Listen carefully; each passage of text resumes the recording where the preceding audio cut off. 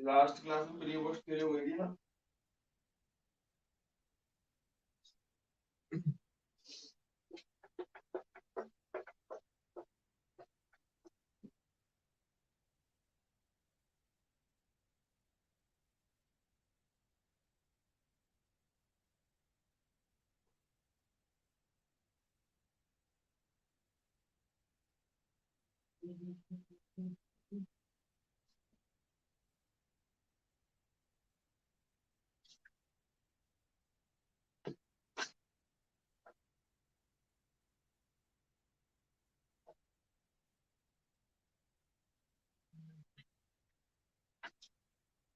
Pre wash के topic लिखा था क्या मैंने?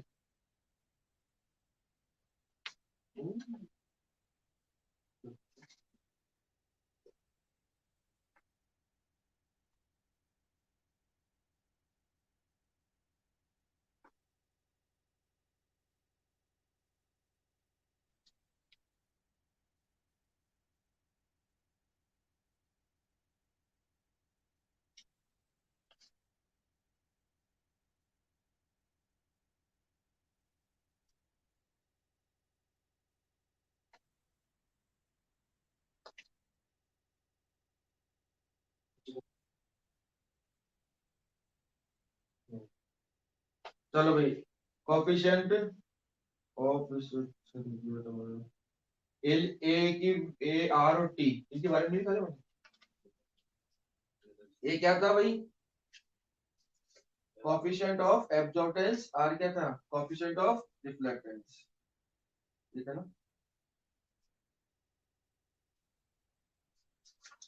चलो भैया लिखो अब आगे।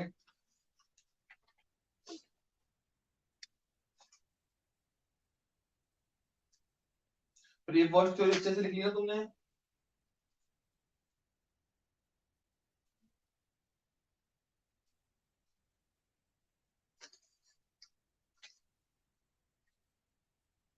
लिखो। ठीक है, ओके।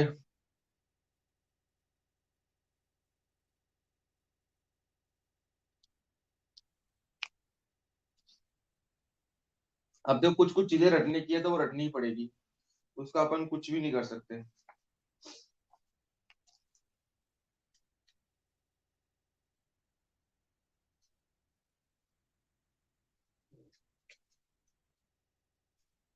देखो, emissive power,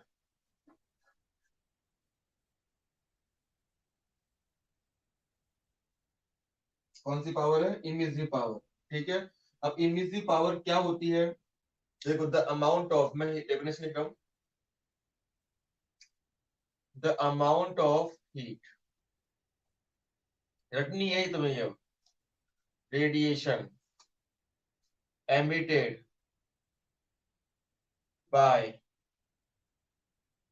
unit area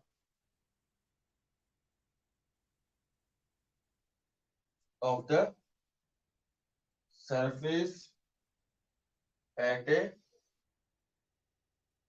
particular temperature. ये जो अमाउंट ऑफ हीट है जो रेडिएट होती है किसी भी यूनिट एरिया से एक पर्टिकुलर टेम्परेचर पर, उसको बोलते हैं अपन इमिसिव पावर। अब इसमें एक और है, स्पेक्ट्रल इमिसिव पावर। ये होता है ई, और उसके पैरामीटर लैम्डा, इसको बोलते हैं अपन सिंपल ई। ठीक है। देखो, द अमाउंट, देखो ये फर्स्ट लाइन है, तो फर्स्ट लाइन तो ऐसे कैसे जाएगी? The amount heat radiation by unit area of the body. ये तो यहाँ तो सेम ही है, यूनिट एरिया है ऑफ द बॉडी, बोलो सबसे, बोलो इन 1 सेकेंड, अगर ये 1 सेकेंड में ऐसा काम हो, ठीक है, in unit spectral region at a given wavelength, उसको बोलते हैं अपन स्पेक्ट्रल इमिसिव पावर। क्या बोलते हैं उसको, स्पेक्ट्रल इमेजिंग पावर। अब जो चीज मैं देख सकता हूं, ठीक है, मैं वेवलेंथ देख सकता हूँ वो 4800 सॉरी 3800 से 7000 के बीच की जो वेवलेंथ होती है लैम्डा, तुम केमिस्ट्री में पढ़ोगे, अगर लैम्डा वेव की लेंथ अगर 3800 से 7000 के बीच में हो तो वो वेवलेंथ की लाइट मैं देख सकता हूँ, इससे पहले वाली नहीं देख सकता और इसके बाद वाली भी नहीं देख सकता, ठीक है।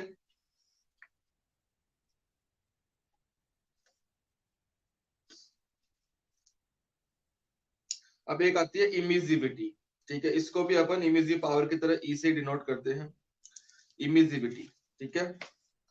ये विजिबल रेंज लिख लेना इसमें आके, कौन सी रेंज है ये, विजिबल रेंज है, जो अपन क्या कर सकते हैं, ओनली अपन अपनी नेकेड आई देख सकती है, मतलब बिना कोई चश्मा बिना कुछ आप देख सकते हैं, ठीक है। और चश्मे लगा के तो आप इंफ्रा भी देख सकते हो और अल्ट्रा भी देख सकते हो, बहुत सारी लाइट भी अपन देख सकते हैं, ठीक है। अब अगेन एक ई आर आ रहा है अपने पास, क्या आ रहा है, ई आर, ठीक है। जो आपका ई आर है उसको बोलते हैं अपन इमिजिबिलिटी, इमिजिबिलिटी। देखो जो मैं लिख रहा हूँ इसको रटना है, अभी लिख लेना, याद भी करना है, तभी आगे समझ में आएगा।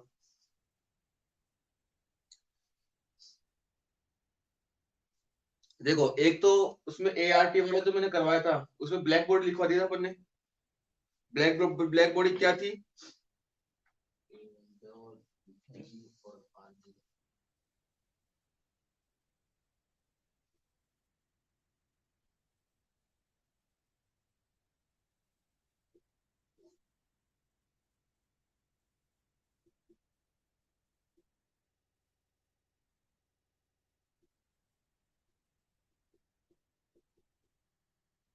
ये कौन, emitted radiation by any body upon emitted radiation by black body का जो रेशो होता है उसको क्या बोलते हैं अपन,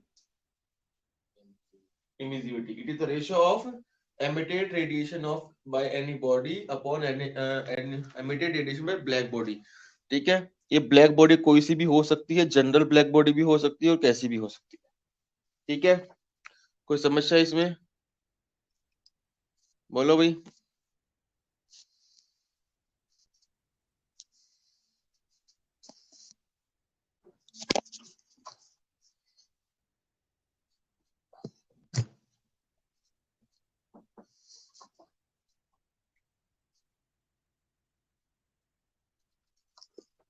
अब देखो Q R Q A T कर दिया था अपन ने,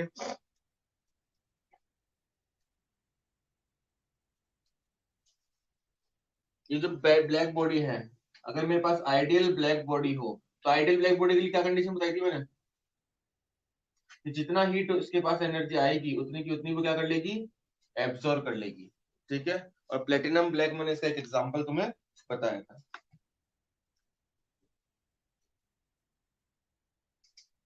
प्रीवॉश थ्योरी हो चुका है। अब देखो प्रीवॉश थ्योरी के बाद की बारे में कुछ बातें,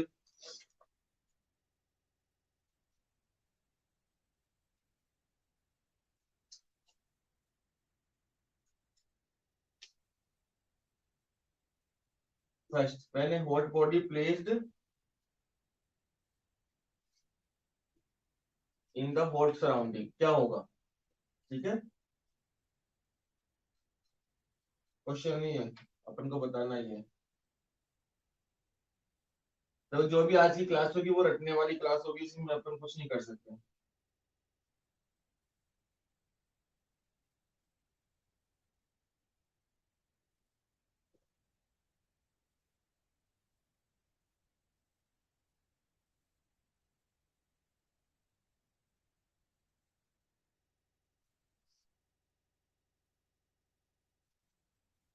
तीन क्वेश्चन है,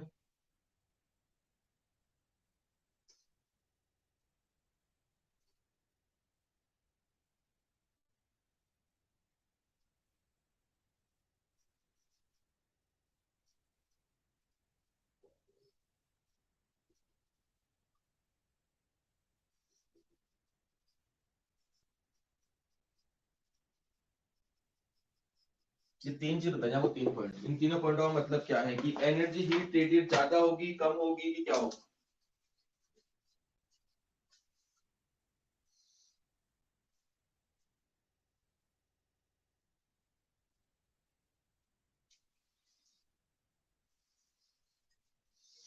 उतारो इसको पहले और फिर तीनों को बताओ। दूसरा वाला ना स्पेक्ट्रल एवोल्यूशन, इसका सिंबल ई लैम्डा, ई और उसके पहले में लैम्डा।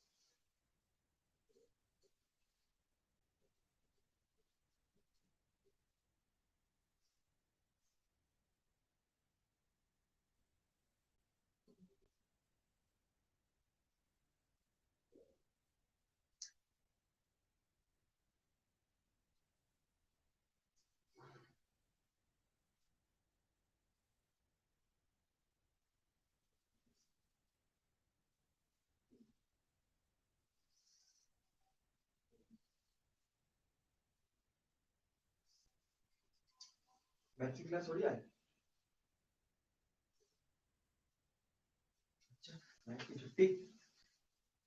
चलो एक काम तो बढ़िया हुआ तुम्हारे लिए।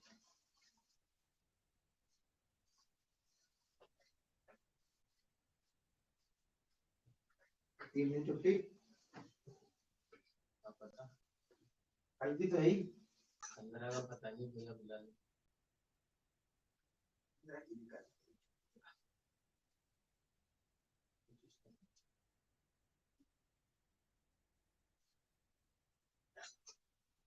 अब तो बढ़िया नहीं पता नहीं।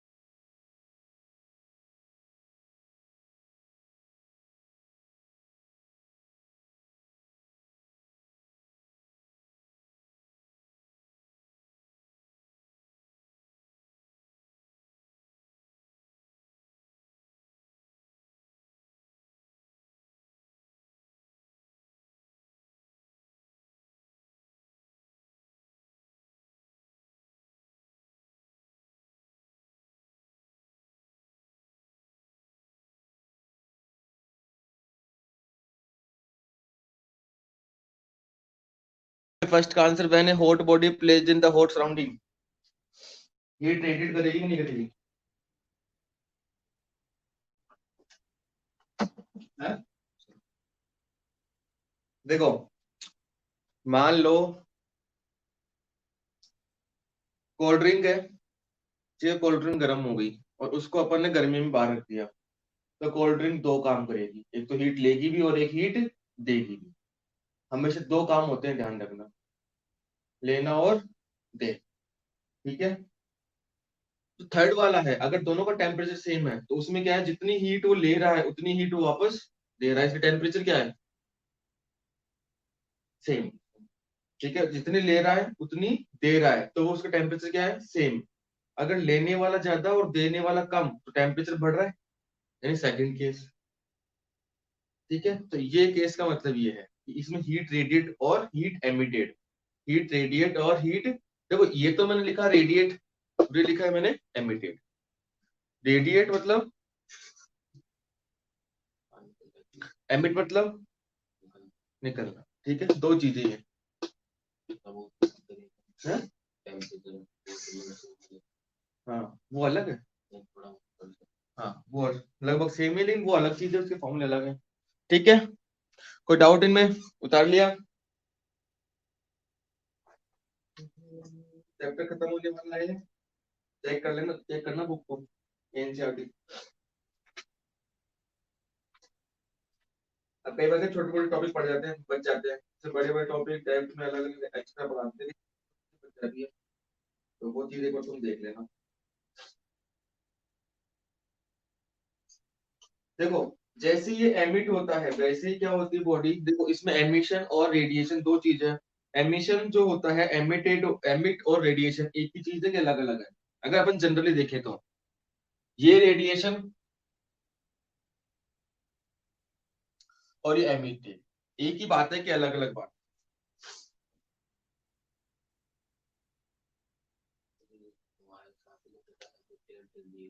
एमिटेड रेडिएशन और रेडिएशन लिमिट, इसमें अब हीट रेडिएशन है, दोनों एक ही चीज है, दोनों क्या है, एक ही चीज है, ठीक है। ध्यान रखना, स्पेक्ट्रल एमिसिव पावर ई लैम्डा, ठीक है। अगर मान लो मैं हीट रेडिएटेड के साथ में the amount of heat absorb लगा दूं, क्या लगा दूं, अमाउंट ऑफ हीट एब्जॉर्ब, तो वो क्या बन जाएगा, ए लैम्डा, सॉरी स्पेक्ट्रल इमिसिव की जगह क्या बन जाएगा, एब्सॉर्ब,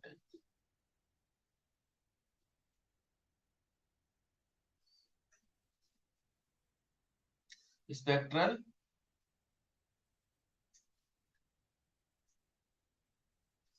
ठीक है, और इसको बोलते हैं ए लैम्डा, क्या बन जाएगा वो, स्पेक्ट्रल एब्जॉर्बटेंस। अब स्पेक्ट्रल एब्जॉर्बटेंस में डेफिनेशन में क्या आ जाएगा, बोलो क्या आएगा डेफिनेशन में, सेम ही आएगा बस, सब सेम रहेगा, एमिटेड की जगह क्या जाएगा, वो रेडिएट की जगह क्या जाएगा, एब्सॉर्ब, बस और कोई चेंज नहीं है, ठीक है। ये डेफिनेशन ऑफ,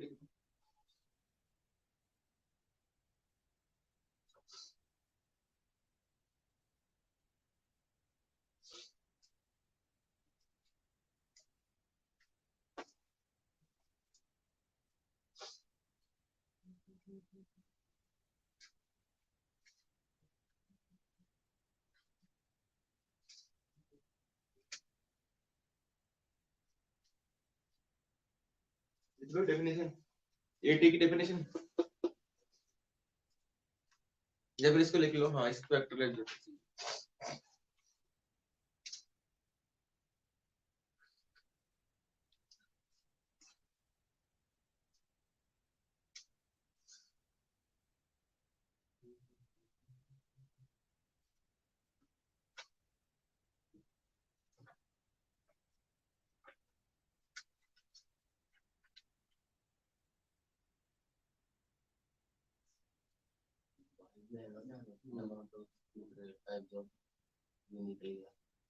बाई पीरियड,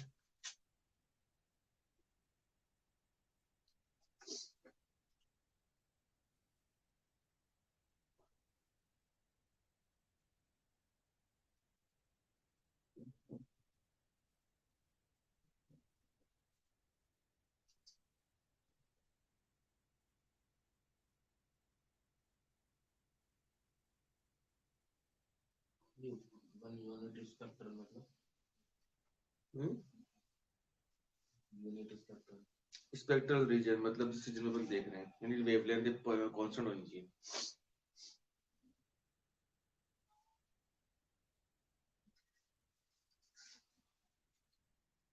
हो गया, लिख लिया क्या?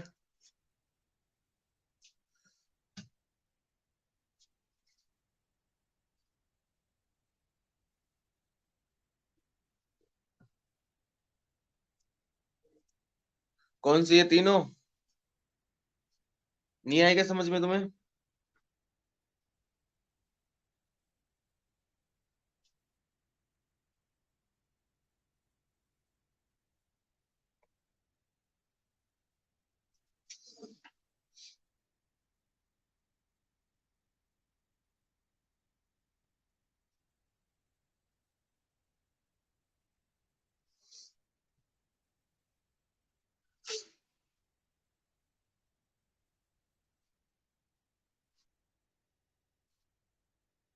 देखो,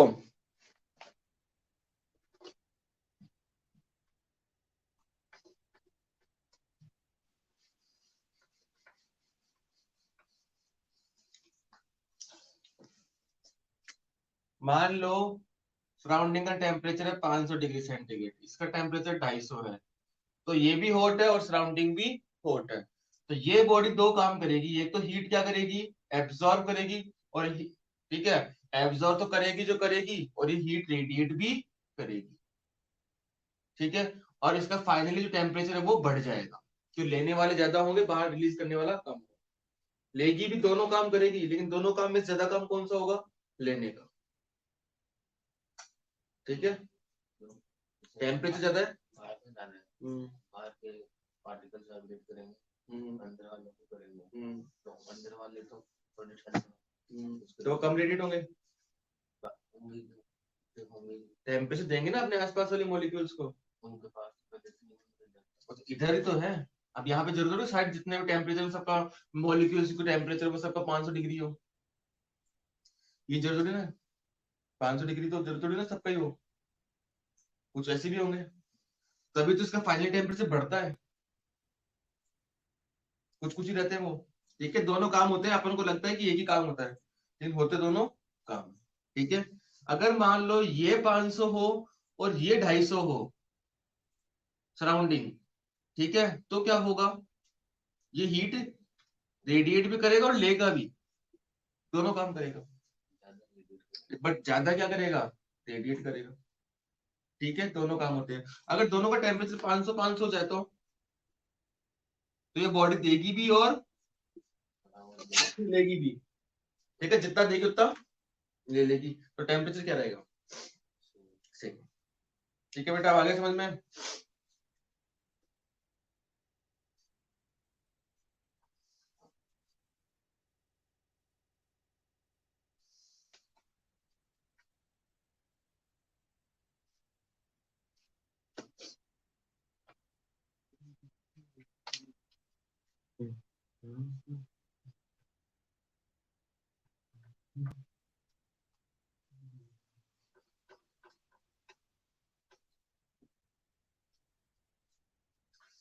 लास्ट क्लास में मैंने एक बालू रेत का एग्जाम्पल कराया था क्या, अच्छे, bad conductor, good conductor, good absorber, bad conductor. चलो देखो,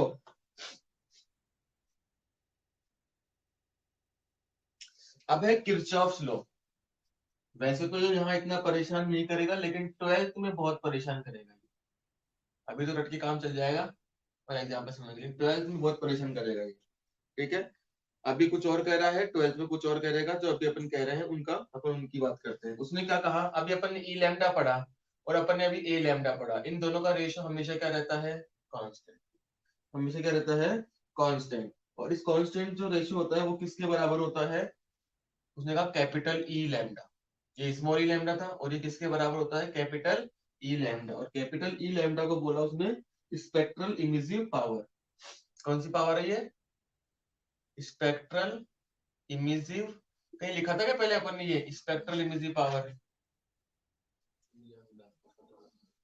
ठीक है, वो छोटा वाला था, ये क्या है, बड़े वाला है, क्या है, बड़े वाला।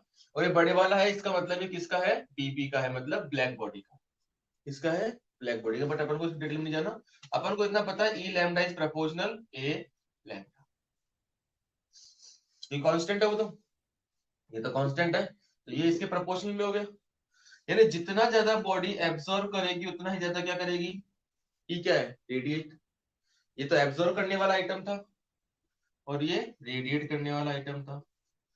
तो जितना ज्यादा बॉडी एब्जॉर्ब करेगी उतना ज्यादा क्या करेगी, रेडिएट। जितना कम एब्जॉर्ब करेगी उतने कम रेडिएट करेगी। ये किसने कहा, किरचॉफ ने। ये किसने कहा, किरचॉफ ने। ठीक है, ये किरचॉफ का स्टेटमेंट था। अब इसके उसने बहुत सारे एग्जांपल बताए अपन को कि भैया ऐसा क्यों है, ऐसा क्यों है। ठीक है, उतारो इसको, स्टेटमेंट लिखना बुक से। एक सर्दियों में उसको जब वो होता है ना, तो दिन की तो ज्यादा ठंडी रहती है, नॉर्मल टेम्परेचर जैसे मार्केट हो गया, बैड कंडक्टर है हीट के,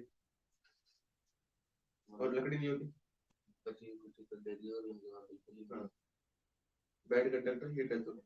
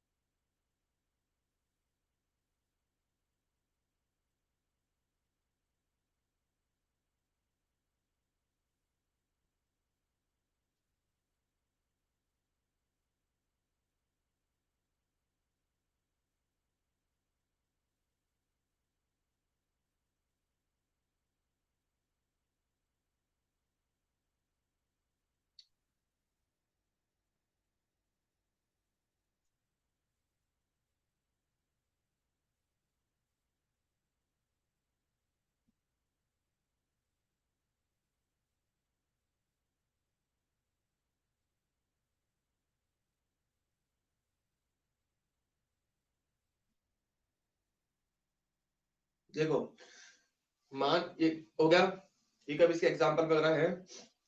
अब मेरी बात सुनो, ग्रीन कलर होता है, मान लो कोई चीज है तुम्हारे पास ग्रीन कलर की, ठीक है, वो ग्रीन कलर क्यों दिखती है तुम्हें, वाई।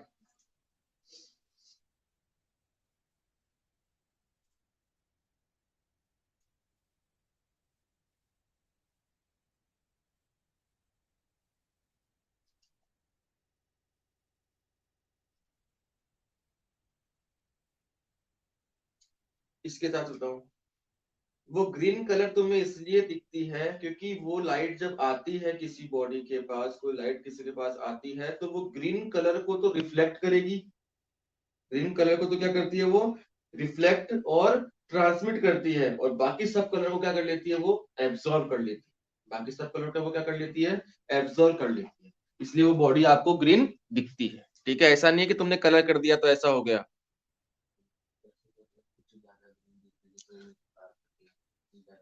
हाँ, वो उसके ऊपर डिपेंड करता है, उस मटेरियल को इस तरीके से बनाया जाता है कि वो ग्रीन कलर को ज्यादा से ज्यादा एब्सॉर्ब कर, तो डार्क बन जाएगा, कम एब्सॉर्ब करेगा लाइट ग्रीन बन जाएगा। ठीक है, समझ में आ गया। ग्रीन कलर क्यों दिखता है, रेड कलर क्यों दिखता है, क्योंकि वो रेड कलर की वेवलेंथ को या तो रिफ्लेक्ट करता है या एब्जॉर्ब करता है, और बाकी सबको क्या कर लेता है, सॉरी, रिफ्लेक्ट करता है या फिर ट्रांसमिट करेगा या फिर वो एब्जॉर्ब कर लेगा बाकी सब कलर। इसलिए आपको ऐसे कलर दिखते हैं। ये तुम्हारे आंखों का जादू नहीं है, ये किसका जादू है, लाइट का। हाँ, सब ऐसे ही है। ठीक है, वो तो एक मटेरियल बनाया जाता है पर्टिकुलर वेवलेंथ एब्जॉर्ब करने के लिए, तो वेवलेंथ एब्जॉर्ब करने के लिए उस हिसाब से तुम्हें कलर दिखते हैं, बाकी ऐसा कोई कलर होता नहीं। समझ में आ गया।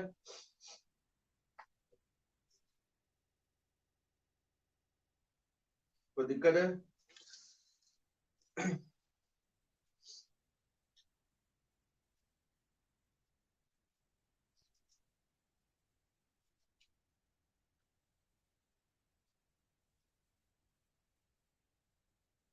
चलो अब लिखो next topic, Newton law of cooling.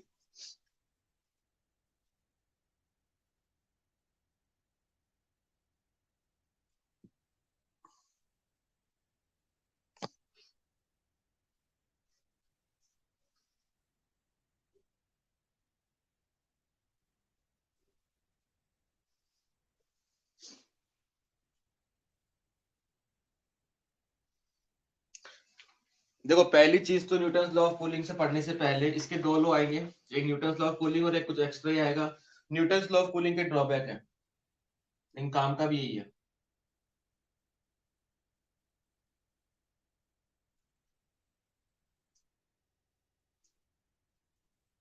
काम का भी यही है। न्यूटन लॉ ऑफ कूलिंग ये कहता है कि अगर मान लो ये बॉडी और ये सराउंडिंग का टेम्परेचर टी नॉट, इस बॉडी का टेम्परेचर कितना टी, इस बॉडी का टेम्परेचर कितना है टी। तो अब मैं कह दूं कि इस T is greater than T not है, तो ये बॉडी क्या करेगी, हीट रेडिएट करेगी क्या, बोलो। हीट रेडिएट करेगी मतलब D Q upon D T, यानी हीट फ्लो होगी, हीट फ्लो होगी, तो उसको क्या बोलेंगे अपन, डी क्यू अपॉन, यानी हीट क्या होगी, फ्लो होगी। हीट करंट बोलते हैं, हीट बोलते हैं, हीट फ्लो होगी तभी तो करंट बनेगी, अब तो तभी तो करंट बनेगी। अभी तो D Q upon D T is heat current, but Q D Q क्या है, क्यू हो रहा है ये, ठीक है। D Q upon D T क्या है, फ्लो रेट ऑफ हीट, ठीक है, is directly proportional to change in temperature, directly proportional to change in temperature. ये किसने कहा, न्यूटन लॉ ऑफ कूलिंग ने। अभी कूलिंग वर्ड क्यों कहा उसने, देखो टी और टी ये हीट रेडिएट हो रहा है, यानी ये जो रेट हो रही है क्या, ये कूलिंग की रेट है क्या,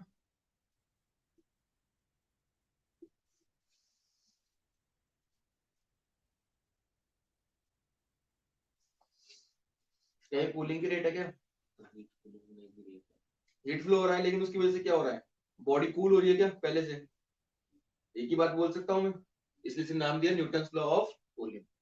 और ये फॉर्मूला कब लगेगा आपका, इज इक्वल टू कॉन्स्टेंट की बात कर लेते हैं, D Q upon D T is equal to K T minus T naught, ठीक है। और ये जो न्यूटन लॉ वैलिड है कब है, जब change in temperature del T, यानी टी माइनस टी नॉट का डिफरेंस अगर 30 से 35 हो तो ही ये वैलिड है, अदरवाइज ये वैलिड नहीं होगा। अगर डिफरेंस कितना हो, मैक्सिमम है ही तो, ठीक है, मैक्सिमम है ही तो, इन दोनों का डिफरेंस कितना हो, हमेशा 35 डिग्री से ज्यादा होना चाहिए, अगर कम हुआ तो नहीं होगा, ओ सॉरी हो जाएगा, लेकिन ज्यादा नहीं होना चाहिए, 30 से 35 तक हो सकता है मैक्सिमम। कोई दिक्कत इसमें, लिमिटेशन है इसके अंदर, क्या है ये, इसकी लिमिटेशन है। कोई प्रॉब्लम इसमें न्यूटन लॉ ऑफ कूलिंग में, रेट जो flow of rate of heat है वो डायरेक्टली प्रोपोर्शनल किसकी है, change in temperature of body and surrounding, जितना ज्यादा टेम्परेचर डिफरेंस होगा उतना ही ज्यादा क्या होगा, बॉडी कूल जल्दी होगी।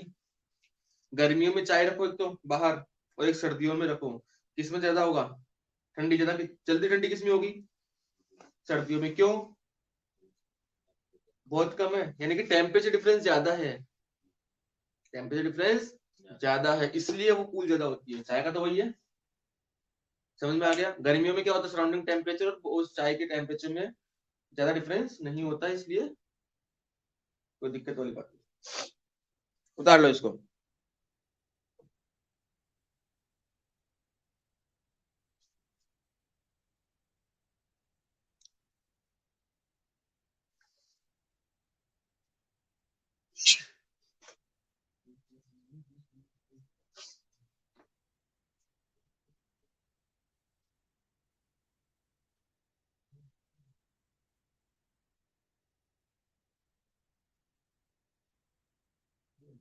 डेल आता है ना, डेल में अपन फाइनल में वो कर बड़े से छोटा माइनस नहीं इसमें ऐसा कुछ नहीं, कुछ नहीं, यहाँ पे डिफरेंस है, गुजरात होता है ना, मैं बताता हूँ। तो फाइनल माइनस इनिशियल किसमें हम्म, तो फाइनल माइनस इनिशियल वो तो उसमें करते हैं टेम्परेचर में, टेल्टी दिख रहा था वो हीट करंट वाला।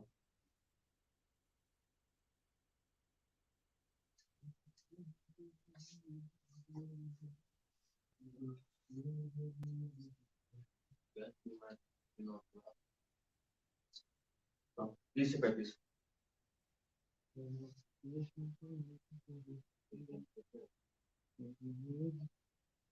के कांस्टेंट है, ई माइनस टेम्परेचर। इसका आगे और कल ड्राइव करेंगे इसको थोड़ा नेक्स्ट वन में। 30 से 35 के लिए वैलिड था, उसके बाद फिर वैलिड नहीं हुआ, कुछ और आएगा।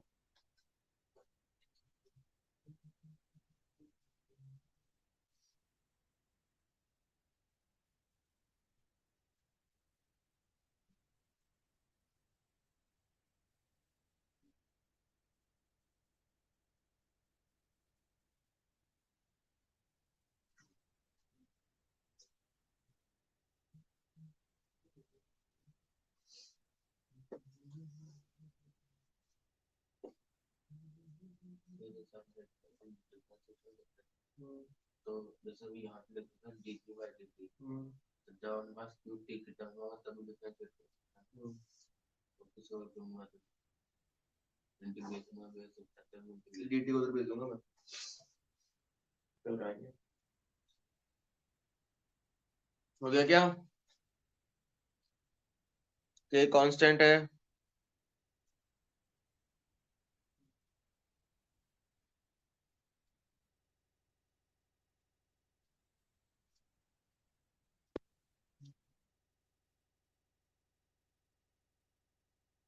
चलो ठीक है, ओके बाय टाटा।